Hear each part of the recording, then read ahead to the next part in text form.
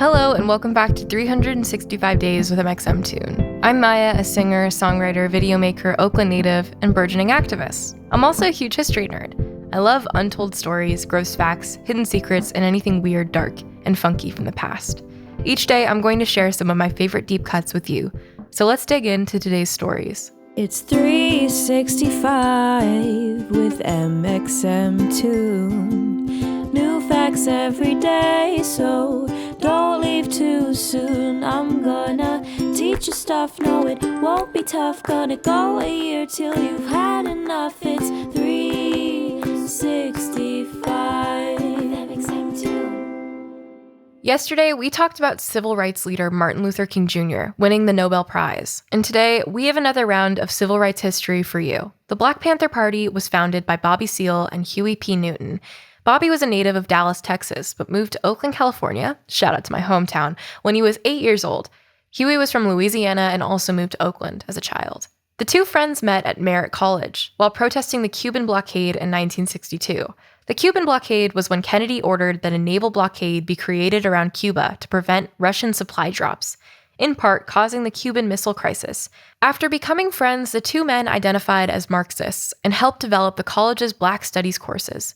After their graduation, they worked together to found the Black Panther Party, whose official name is the Black Panther Party for Self-Defense. Bobby acted as the chairman and Huey as the Minister of Defense. The goals of the Black Panther Party were to gain justice for Black Americans and other oppressed groups in the U.S. They used theory, education, and community programs to spread their knowledge and further their cause. One of their core tactics was cop watching, a means of monitoring the behavior of the Oakland Police Department. The Panthers began with a 10-point program of their goals. Number 1, we want freedom. We want power to determine the destiny of our Black and oppressed communities. Number 2, we want full employment for our people. Number 3, we want an end to the robbery by the capitalists of our Black and oppressed communities. 4, we want decent housing, fit for the shelter of human beings. 5, we want education for our people that exposes the true nature of this decadent American society. We want education that teaches us our true history and our role in the present-day society. 6, we want all Black men to be exempt from military service. 7, we want an immediate end to police brutality and murder of Black people. 8, we want freedom for all Black men held in federal, state, county, and city prisons and jails. 9, we want Black people, when brought to trial, to be tried in court by a jury of their peer group or people from their Black communities, as defined by the Constitution of the United States. 10, we want land, bread, housing, education, clothing, justice, and peace. And as our major political objective, a United Nations supervised plebiscite to be held throughout the Black colony in which only Black colonial subjects will be allowed to participate for the purposes of determining the will of Black people as to their national destiny. The Black Panthers launched their own newspaper, where they asked questions that weren't being answered by mainstream media outlets. Like, who was truly responsible for the murder of Black people, such as Denzel Dowell? Dowell was shot by a police officer, but it was ruled that the shooting wasn't justified homicide. The Panthers organized a campaign to help his family find justice by studying inconsistencies in the case and in the ruling. History textbooks don't always get the Black Panthers right. Many only dedicate a paragraph or even a few sentences to the organization, forgetting to touch on their stellar community organizing and groundbreaking ideals. Instead, they often focus on the Panthers' use of violence and belief in racial separatism. These accounts ignore that the Panthers only advocated for violence when used in self-defense. And the Panthers had good relationships with many of the nonviolent civil rights groups who were prominent at the time. They also created programs for social good, like a free lunch program for school children. Many accounts also erase the connections between the Black Panthers and early socialism. They were as dedicated to fighting capitalism as they were to fighting racism. Huey Newton emphasized that slavery was the most extreme form of capitalism, and that to fight American racism, we need to take down the structures that helped build it in the first place. The Panthers were also very intellectual. They had a requirement that new members needed to read 10 books about the topic of Black liberation and socialism in order to join the party. Much like yesterday's subject, Martin Luther King, the FBI was not a fan of the Black Panthers and were instrumental in the party's demise. They publicly humiliated prominent members, harassed and intimidated witnesses, and alienated them from sympathetic political groups. These actions and more comprised the counterintelligence program, colloquially known as COINTELPRO. against the Black Panthers that not only effectively ended the party, but tragically left 30 of its members dead and many other imprisoned under questionable charges. The Black Panther Party ceased to exist as a political party in 1982, but it remained active in smaller local chapters and as a community organization. In 1989, Huey Newton was shot in Oakland, but Bobby Seale is still alive today, speaking on college campuses about civil rights and the foundation of the Black Panther Party.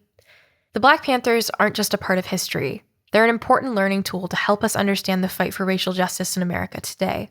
You can see a lot of what the Black Panther Party advocated for in the ideals of leftist politicians.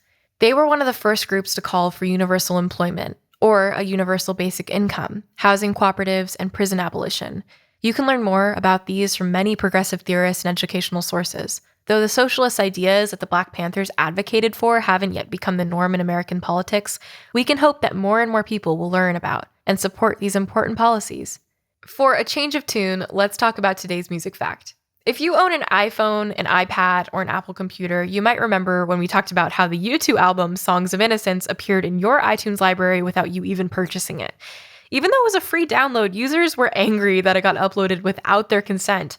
On October 15th, 2014, Bono himself apologized for what he'd considered to be a free gift to the Apple community.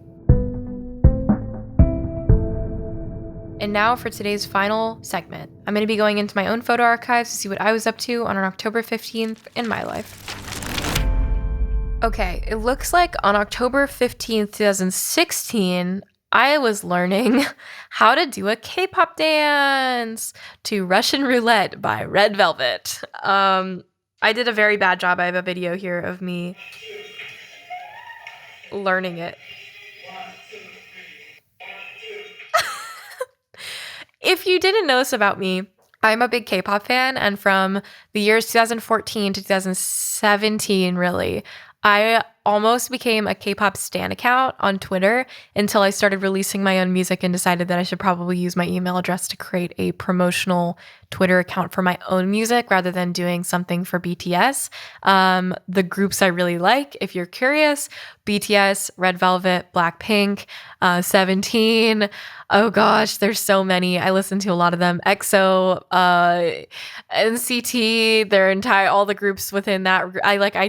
I'm a big fan, if that wasn't apparently obvious. I don't talk about it a whole lot anymore because I have my own music to promote, but I used to spend a lot of time learning K-pop dances to my favorite songs. And that's all for today's episode. Let's learn again tomorrow. And remember to subscribe wherever you listen to podcasts, and you can follow along at 365 Days mxmtoon on all platforms. Thank you all so much for listening, and I'll talk to you tomorrow. It's 365 with mxmtoon. New facts every day, so don't leave too soon. I'm gonna teach you stuff, no it won't be tough. Gonna go a year till you've had enough. It's 360